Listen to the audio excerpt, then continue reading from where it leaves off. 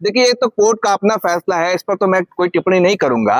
लेकिन बहुत बड़े व्यक्ति हैं, उनका नाम था शेक्सपियर। उन्होंने कहा था कि धर्म नाम में क्या रखा है। शेक्सपियर कहते हैं कि नाम में क्या रखा है, लेकिन ये भारत है, यहाँ सब कुछ नाम से ही तय होता है। कई ऐसे लोग होंगे, आपने देखा होगा कि जब उमर खालिद ने बयान दिया था, उस पर कहा गया कि उमर खालिद ने भड़काऊ बयान दिया, लोगों को उकसाया, भड़काया, इस वजह से दंगा भड़का। भाई, कपिल मिश्रा कहाँ बयान दे रहा था?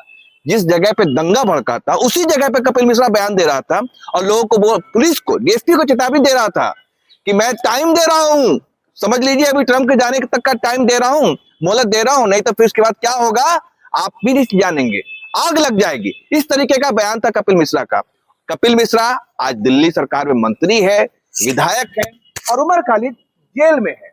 वही आपको एक बात मैं आपको और भी याद दिला दूं कि ईदी अमीन जो रवांडा के कौन थे, रवांडा के राष्ट्रपति थे, उन्होंने कहा था बोलने की तो आजादी है, लेकिन बोलने के बाद आजादी रहेगी या नहीं, इसकी गारंटी नहीं है। मतलब आपको बोलने की आजादी है, लेकिन बोलने के बाद आजादी रहेगी या नहीं, फैलाने की आजादी ये है ना देश में। बात तो यही है ना सर। दिल्ली चलाने के कहाँ बोला था उमर खालिद ने, कहाँ ये बयान दिया था? महाराष्ट्र में बयान दिया था, महाराष्ट्र में बोला था।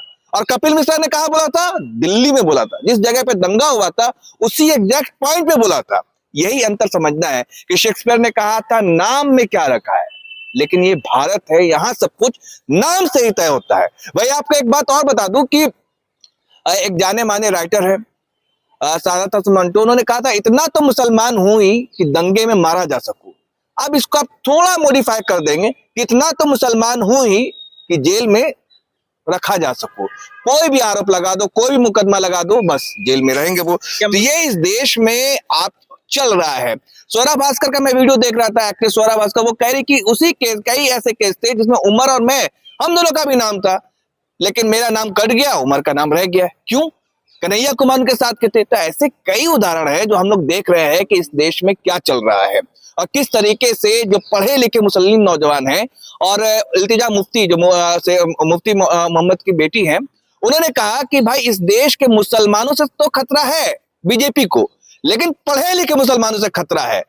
अंजनाम कश्यप ने कहा कि तमाम दंगाई निकल रहा है, उनका फूल माला से स्वागत हो रहा है। तो अंजनाम कश्यप ये नहीं देखी कि वो जो बिल्किस बानो के रेपिस्ट थे, जो अपराधी थे, जो बलात्कारी थे, उनको किस तरीके से माला पहना कर स्वागत किया गया था। अंजनाम कश्यप को यह भी जानना चाहिए था कि बाबा राम रहीम जो अपराधी है, जो बलात्कारी है, उनको 15 बार पैरोल मिल चुका है। अब पैरोल पर जब आए तो उनके अधभक्त कैसे उनका कदम चूम रहे थे। और ये सरकार जो कहती है बेटी बचाओ बेटी पढ़ाओ, महिला सम्मान की बात करती है, जो नाबालिग लड़की से बलात्कार करने के आरोप में बाबा राम रहीम जेल में है, उसको पैरोल पे पैरोल मिलता है, और उनके अधभक्त जो है पैर छूते हैं।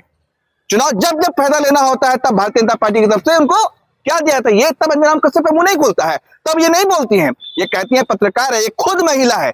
शर्म की बात है, इनको समझना चाहिए कि क्या एक, मतलब आज के देश में, आज के जमाने में एक पत्रकार के बारे में कहा जाता है भाई, पत्रकार का जो कलम होता है, पत्रकार की जो बोली होती है, उससे सत्ता और सियासत हिल जाती है।